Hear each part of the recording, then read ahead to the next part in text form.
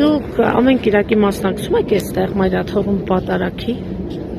Մայրաթոռում աշխատում եմ ամեն կիրակի, բայց ընդհանրապես վերջին շրջան լուսավորիչ եմ գնում, նորից սկսել եմ մայրաթոռում։ Շատ լավ, որպես հավատացյալ անձ, քաղաքացի, ինչ կարծիք ունեք դուք տեղի ունեցող պրոցեսների հետ, այն որ իշխանությունը այսպես արշավ է սկսել եկեղեցու դեմ, դրա վերջը կարծես չի երևում, չի ընկրկում, չի զիջում։ Ամեն ինչ ունի սկիզբ,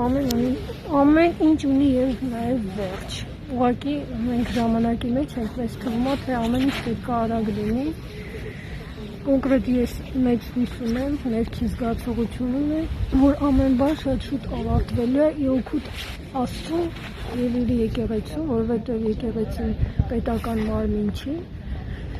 եւ օծյալն էլ օդից չի օծվել, օծվել է Աստված, թույլ է տվել, նա օծվել է եւ մենք իրան սիրում ենք եւ մենք իր կողքին ենք եւ այդ ուժը ոչ մի չարիք չի կարող քանդել։ Շատ լավ, քննչական մարմինները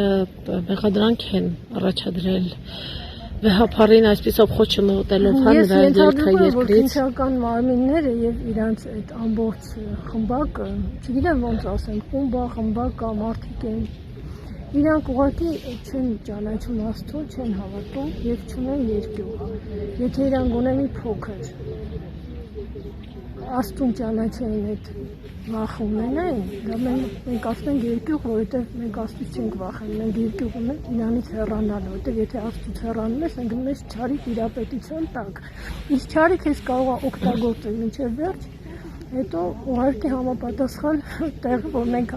ասում ենք դժոխք, եւ այդ դժոխքը կարա լինի նաեւ երկրի վրա։ Բայց համբերատար Աստված նրանց էլ է սիրում, բոլորիս է սիրում։ Եվ ժամանակ է տալիս, որ իրենք դարձի գան, հասկանան իրենց սխալը, միգուցե աղոթեն եւ բացի իրենց իմաստություն ստանան։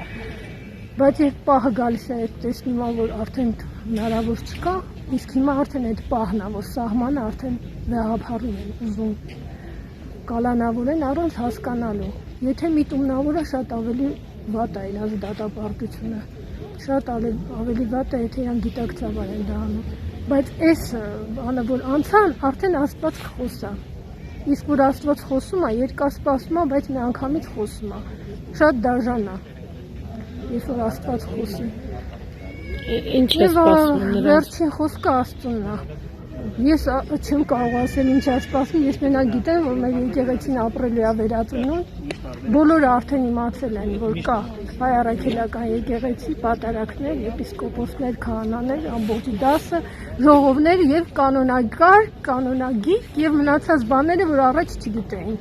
Երբ լինի վերածնունդ, բոլորը միանգամից կիմանան, որ կա, կդառնա դեպի մեր սուրբ տաճարները եւ կծաղկի հավատքը եւ քրիստոնյա Հայաստան լինելու է։ Շատ լավ, օրինակ կան մարդիկ, հանդիպում եք մարդկանց, ովքեր ասում են դեմ են այս արշավին եկեղեցու դեմ, բայց ամեն դեպքում կարծիք են հայտնում, որ պետք է վեհապարը փոխվի, այլ վեհապար այլ կաթողիկոս լինի, վեհապարի հեռանալ, չհեռանալու հետ կապված դուք ինչ։ Ես կարծես սկզբում ասեցի, վեհապարը ուծվում է, ընտրվում է ժողովում, որտեղ եւ քաղաքացի, այսինքն համայնքների ժողովրդից կազմած քաղաքական անձինքների եւ հոգեվորականներ եպիսկոպոսին։ Եվ եթե Աստված թույլ է տալիս, որ նա ընտրվի, հետո ուծվի, ուրեմն ոչ մեկ իրավունք չունի խառնվելու եւ ասելու սա պետական մարմին չի, գործի դնես, գործի հանես, ինքը միապետ է, իր որոշումները ներում բեկում չունեն, որովհետև մեր եկեղեցին առաջնորդվում է Սուրբ Հոգով, աղոթքով եւ Սուրբ Հոգով։ Իսկ այն, որ ասում են նա երեխա ունի, այդ բամբասանքները, ես խնդրում եմ, այդ հարցերը մի տվեք, որտեղ բոլոր վեհապարների, բոլոր հոգեվորականների, բոլոր շրջաններում ու դարերում նման բամբասանքներ եղել են։ Եթե դու ուզում ես մեկին վատաբանես, բնականաբար դա ինձ էլ կարա ինչ-որ մեկը 1000 բան ասի վատություն անելու, նախանձի 1000 մի բանի համար, բայց մենք պետքա չտրվենք ոչ մի բամբասանքի, մենք ուղղակի պետքա աղոթենք Աստծուց ստանանք իմաստություն եւ հասկանանք որն է բարին, որն է չարը, որովհետեւ այս վիճակից դուրս գանք։